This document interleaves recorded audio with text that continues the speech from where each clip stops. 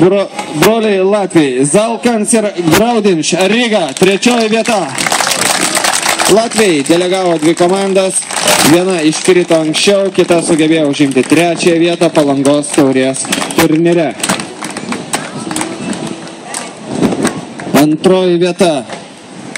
Daugkartinis pliažo tinklinio čempionas, Lietuvos čempionas, Palangos taurės daugkartinis laimėtojas Marius Vasiliauskas ir Artur Bekiš.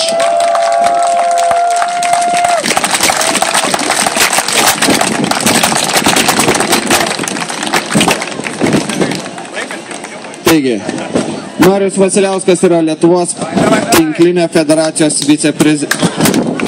Marius Vasiliauskas yra Lietuvos tinklinio federacijos prezidentas.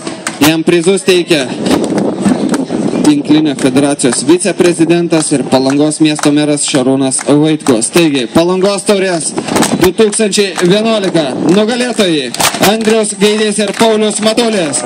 Visi, kas gali, paplokit. Šie vyrai buvo šį savaitgalį ir šią vasarą stipriausi.